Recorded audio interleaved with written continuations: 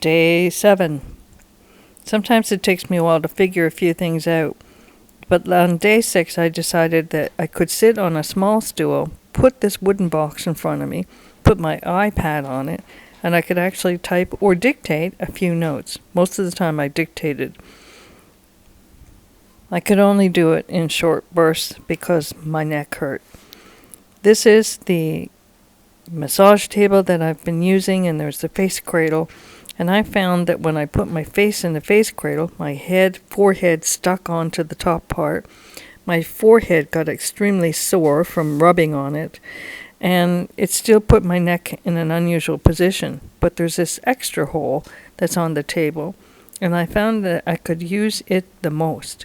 What I did is I put a memory foam for my forehead to lean on, which was a lot softer and no sticking to it, and then I could breathe through this hole that's in the table. So that was an extra option that I used a lot.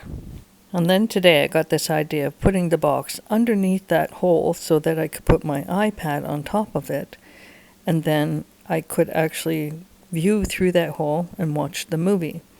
I still had to wear an eye patch on my good eye, but now I asked Stanley to demonstrate because it was easier for me to sort of videotape what I wanted to illustrate here. So he took a few minutes to do that.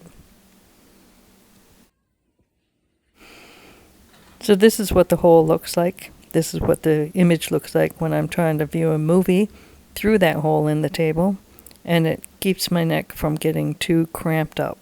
Now I'm just taking a few minutes to put my head upright because I'm just about to do my drops, and that's about the only time I can keep my head upright.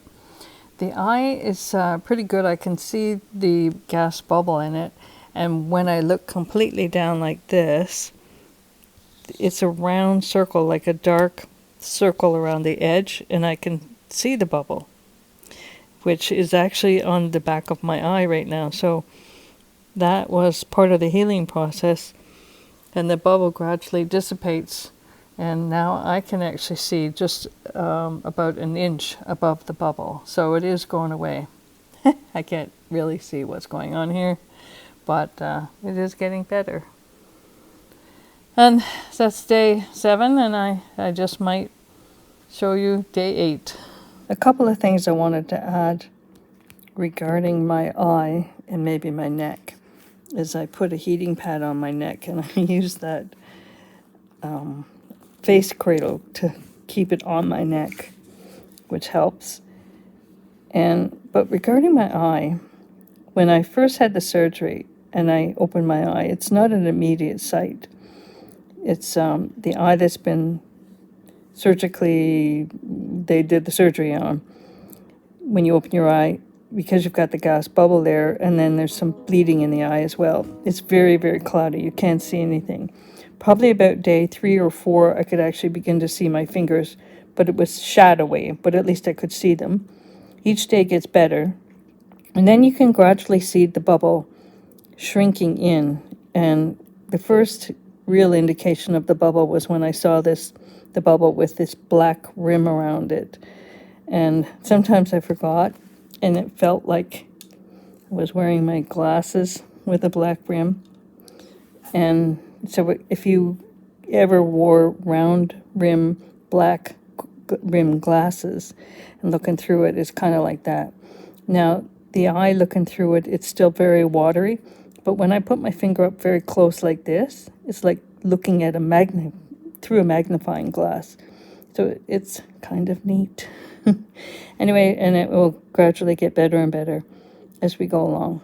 So the gas bubble goes away, and your body, amazingly, replaces the whole eye cavity with a different fluid. I don't know what that fluid is. I don't know if they know what it is, but it fills up. So your eye looks normal eventually. So I just thought I'd share those things.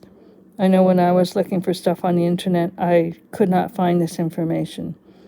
And one of our viewers wrote in, and she said she had this macular eye surgery 3 years ago. And she also looked around for stuff to find out what it's like, what's it going to be, maybe some encouragement. And she couldn't find anything. like me, I couldn't find anything either. And so here it is. Here's a record. So thanks for walking with me, or lying around with me.